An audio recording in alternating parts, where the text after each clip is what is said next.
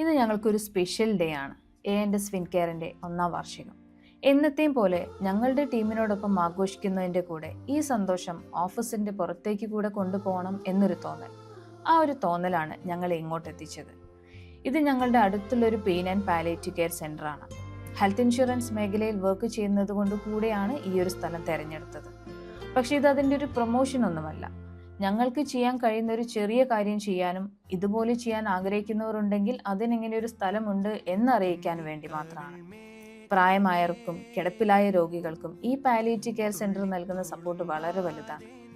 അതുകൊണ്ട് തന്നെ ചാരിറ്റി ചെയ്യാൻ ആഗ്രഹിക്കുന്നവർക്ക് കൺസിഡർ ചെയ്യാൻ പറ്റുന്ന ഒരിടം കൂടിയാണിത്.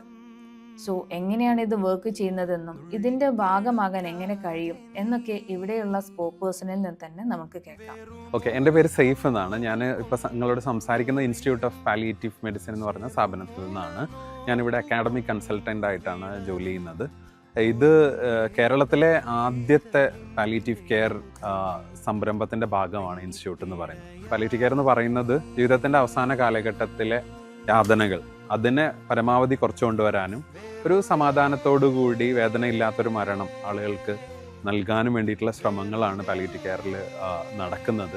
പലപ്പോഴും ഹോസ്പിറ്റൽസിനോ മറ്റൊക്കെ അവരുടെ ഫിസിക്കൽ പ്രശ്നങ്ങളിൽ മാത്രം ഇടപെടുന്ന ഒരു സ്ഥാപനം എന്നുള്ള നിലയ്ക്ക് ചെയ്യാൻ പരിമിതികളുണ്ട്. ഇത്തരത്തിലുള്ള ആളുകൾക്ക് ഒരുപാട് ശാരീരിക പ്രശ്നങ്ങളുണ്ട്.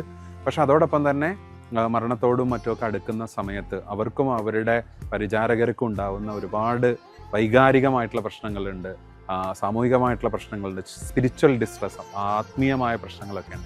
ഇങ്ങനെ പല പ്രയാസങ്ങൾ അനുഭവിച്ചുകൊണ്ട് കിടക്കുന്ന രോഗിയും അവരുടെ ചുറ്റുമുള്ള ആൾക്കാരുമാണ് ഈ സ്ഥാപനത്തിൽ എത്തിപ്പെടാറുള്ളത്. നമ്മൾ പറയുന്നത് നമുക്ക് ഒന്നും ചെയ്യാനില്ലാത്തൊരു ഘട്ടമില്ല, ഒരുപാട് കാര്യങ്ങൾ ഇനിയും ചെയ്യാനുണ്ട്. ഒരുപക്ഷെ അയാളുടെ അസുഖം മാറ്റി കൊടുക്കാനൊന്നും പറ്റിയില്ല എന്നുള്ളത്, പക്ഷേ ആ അസുഖവുമായി ചേർന്ന് ഉണ്ടാവുന്ന മറ്റ് ശാരീരിക ബുദ്ധിമുട്ടുകൾ, അത് വേദനയാവാം, മൂത്രം ബ്ലോക്കായി പോകുന്നതാവാം, കിടന്ന് പുറം പൊട്ടുന്നതാവാം, ഇത്തരം പ്രയാസങ്ങളൊക്കെ നമുക്ക് ലഘൂകരിച്ച് കൊടുക്കാൻ പറ്റും, അത് ഇല്ലാതാക്കാൻ പറ്റും.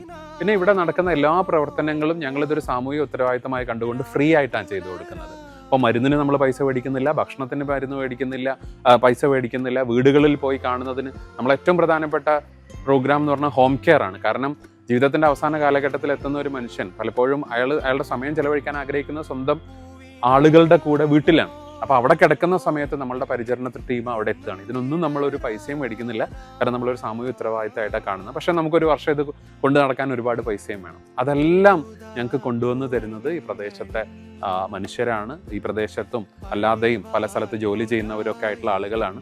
ഹെൽത്ത് കെയറും പ്രൊട്ടക്ഷനും ഒക്കെ വെറും വാക്കുകൾ മാത്രമല്ല, മനുഷ്യന്റെ ഏറ്റവും വലിയ ആവശ്യങ്ങളാണെന്ന ഒരു ഓർമ്മപ്പെടുത്തൽ കൂടിയായിരുന്നു ഇന്നത്തെ ഒരു ദിവസം.